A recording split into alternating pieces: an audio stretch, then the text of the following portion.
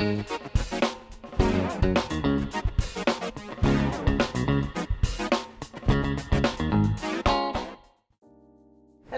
and welcome to Take a Beat. My name is Tirza and I'm the digital pastor at IES Jakarta.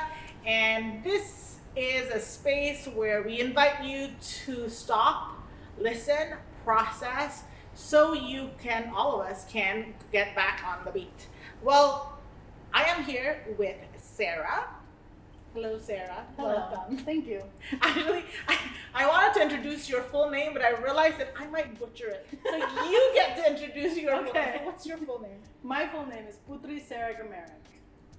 How do you spell Gmyrek? Gmyrek. It's Polish. It's weird. It's okay.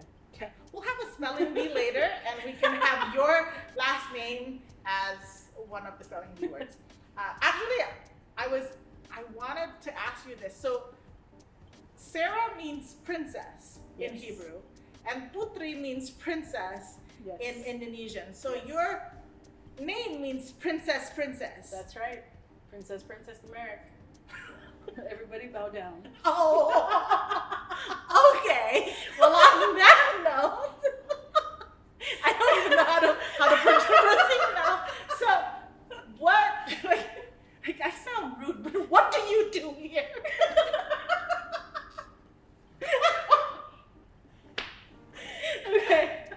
Okay. Wait, rephrase the question. Like at IES? Yes. What's your role at IES? So for the time being, my role is that I will be taking on the adult classes. Okay. So Sarah is our newest member of staff. She started, when did you start? Not even a month ago. March 1st? March 1st. Okay. Yes. So brand new to IES. But this is not your first time at IES. No. In fact, Pastor Dave and Gigi dedicated me to the Lord 28 years ago. So no, it's not my first time at IES. All right. Well, welcome back. So Sarah will be in charge of, to start with, you'll be in charge of adult classes. And so what brought you, why Jakarta and IES? Okay. I think to answer this question, I will need to backtrack all the way to day one. Of your life? Of my life. Okay. Do we have time? Okay. Yes, please backtrack to day one. So I was raised in a Christian household with missionary parents. And I went to school, in a private Christian school. So all my life, I have known the Bible, right? That's what I thought, okay? And then I went to college, right? And I went to another Christian institution, and I love how you're censoring your college name. shout out to my alma mater, APU. And Bible classes were mandatory, as has been my whole life. Yeah. So I thought, oh, this is gonna be a breeze. I got this. Boy, was I wrong.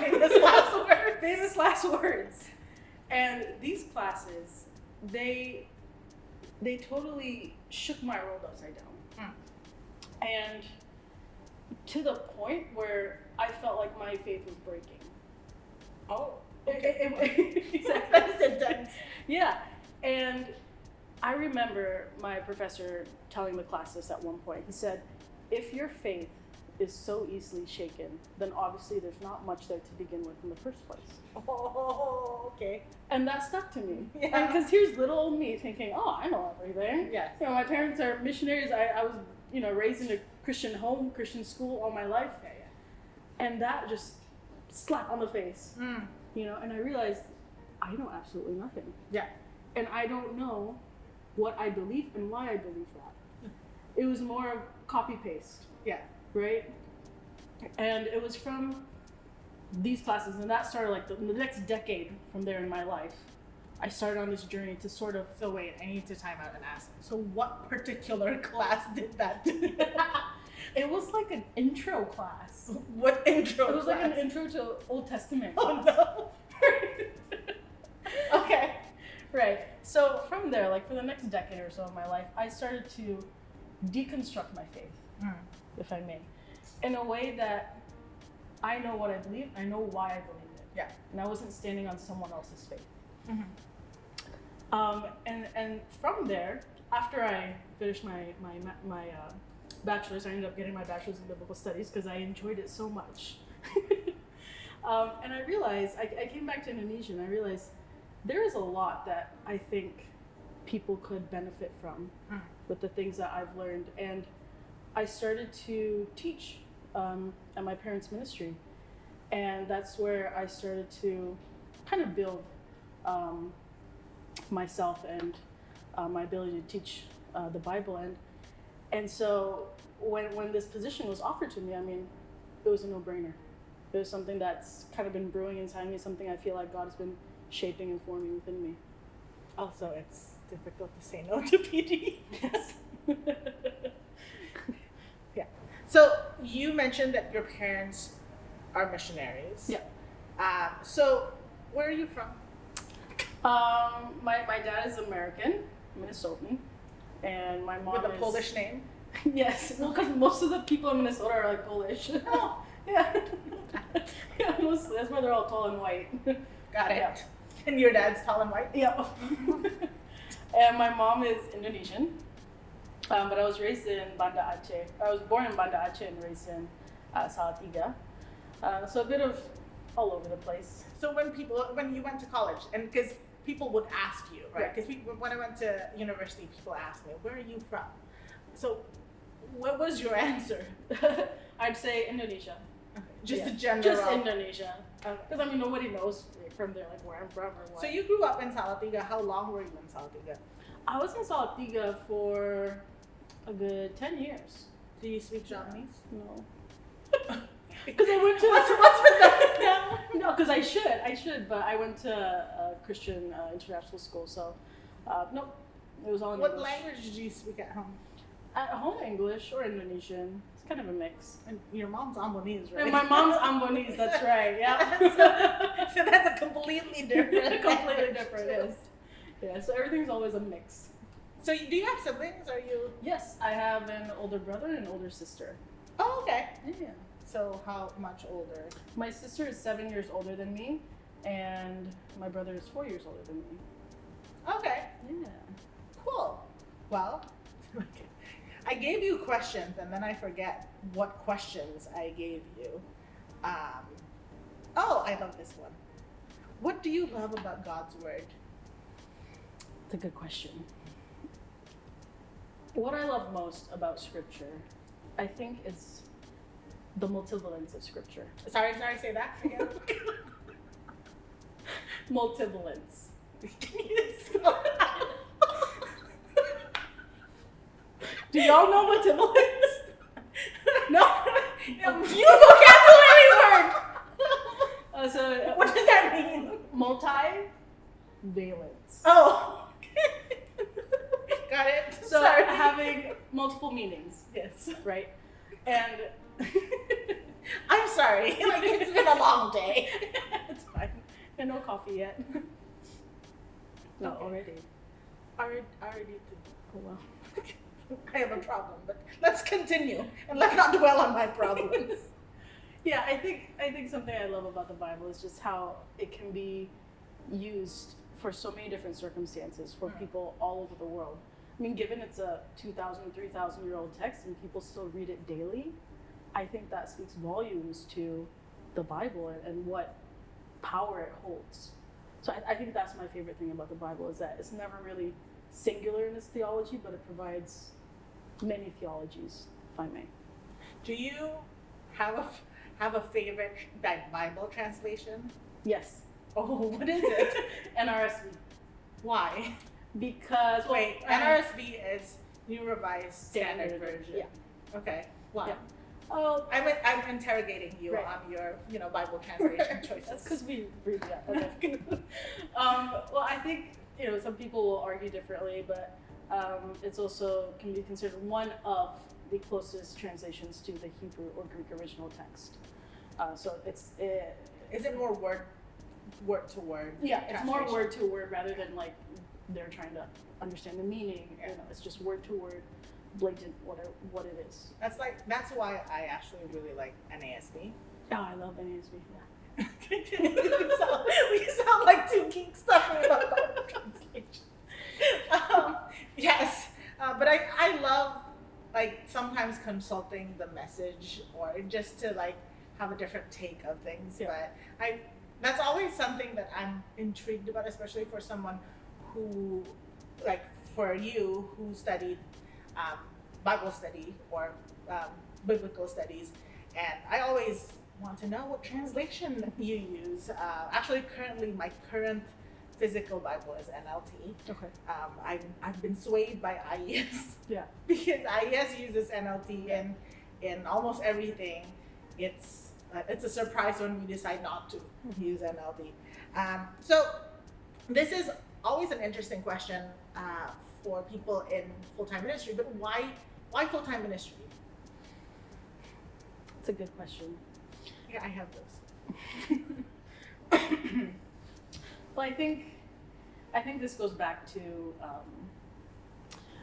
what I was talking about earlier about what I felt like God was calling me towards and how I was being formed, and kind of the revelations I experienced when I was going through my different schooling, seeing how I can be of use to people, being a tool for people to use to understand the Bible. Because let's be honest, it's a very old text and it's very hard to understand.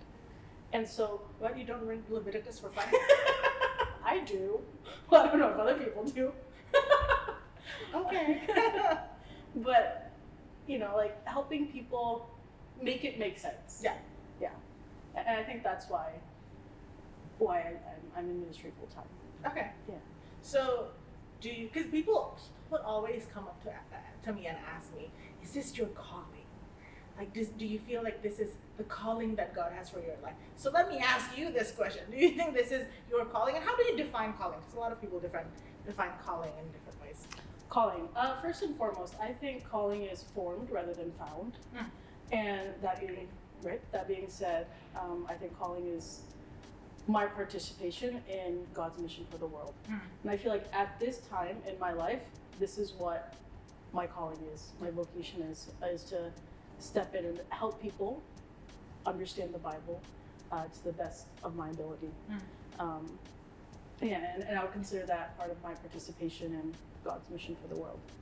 So I'm going to just smoothly get into the advertisement part of this thing. But you are leading a class. You are teaching new classes. Your first class that you're teaching at IES. So Yes. What is it? So the series is called Beyond the Familiar. Did you need a moment there? You saw that laugh. You're like, there's that moment where you're like, Right. So Buffering. yeah. The series is called Beyond the Familiar, and it's called Rediscovering the Classics. And the idea is to the classics meaning the Bible, the right? Bible classics. Like you're not reading Frankenstein. No. You're not reading What else? Pride and Prejudice. No. Like the classics of the Bible. So the idea is to go back to these stories that we've known ever since we were a kid. Maybe we learned about them in Sunday school. Maybe we learned about them, elsewhere from our families, from our parents' church. And taking a second look at them and seeing what else is there that perhaps we've missed, or what else is there that we can uncover. So sneak peek, which stories are you going to look at? So the first week will be the story of the Good Samaritan. Okay. And following that will also be another parable. We're looking at the parable of the mustard seed. Okay. And following that, we'll go into David and Goliath, the untold story. The untold story. Wow. The things you have never heard about. Right? And then we'll be Sounds closing off with the story of Moses and taking a feminist perspective. Oh, well, Yeah. if someone wants to take your class, how do they do that? They register online. Okay. And when does this start? It starts April 20th on Saturdays at 2:30 to 4. And you can register online through the app, Church Center app. I love when you look at me and say Church Center app, just so that you can have permission from the planning center person. But I'm excited. I think it's good. I'm going to try and make it to the class. But I'm excited for it. Are you excited? I'm so excited. I mean, like, I feel like this is what I was born to do. Okay. At least for like the next, however long I'm. Okay. Yeah. So, just please sign up for the class and figure out what beyond Beyond the familiar. Rediscovering the classics. That's right. Wow. So, we're kind of just getting to know Sarah here, so you know who she is, and so you don't feel awkward taking her class. But what do you do for fun? I love to travel, but so does everybody. I also love the beach. I love mountains. I don't like hiking. Okay. I also love sports. What kind of sports? Anything really. My favorite is football. American football or Absolutely not. Football. Football, the real football. Wait. Yeah. Yeah. Did you just second guess yourself? Yeah, basketball or Okay. tennis, badminton, anything really. Do you have a favorite team? Manchester you United. Not Arsenal. yeah.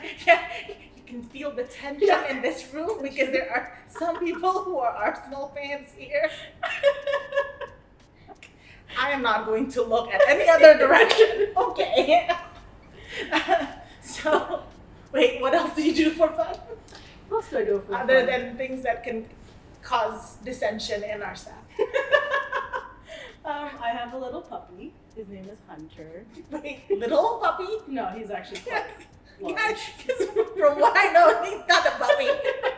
He's like when like parents talk about their kids, like, oh, my little daughter, my son, you think small, right? They're like 20-year-old Full-grown adults with kids of their own. Yeah, so I have a dog. I love dogs. I'm a dog person. Yeah. And your dog is here. Yeah, my dog's here in Jakarta with me. Yeah. All right. Wait, I have another question. Oh, we found out right before the taping of this that you have never watched Star Wars. Why? Because I wasn't allowed to. Like, I had really strict parents. Oh. And there was like violence in the movie, right? Wars. Okay. Something like that. Well, wars, yes. Okay. Yeah. But like David and Goliath, there's some wars there too. Just saying. Also, this is a tangent, but jail with the tent peg in the temple. I feel like that's gorier than any Star Wars movies you can ever watch. Absolutely. But what else were you not allowed to watch? Lord of the Rings, Harry Potter. Pastor Anthony? Oh, okay. Twilight.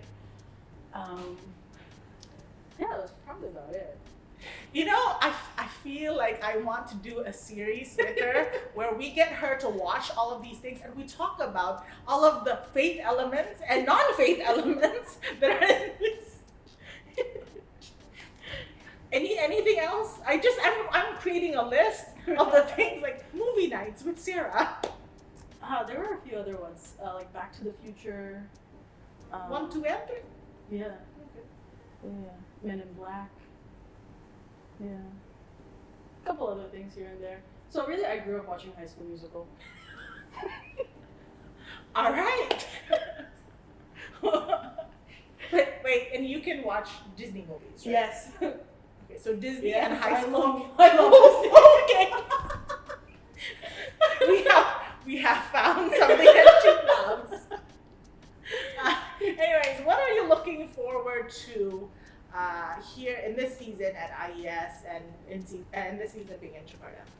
I'm really excited to grow and learn and be a part of a community. And use my gifts and my talents to glorify God and be of much use as possible to other people. All right. Well, I think that's about it because I feel like this will spawn into a spin-off of like watching movies with Sarah conversation. But before we go there, I should probably wrap this up. Thank you so much for joining us. And guys, if you would like to sign up for Sarah's class, it starts April 20th.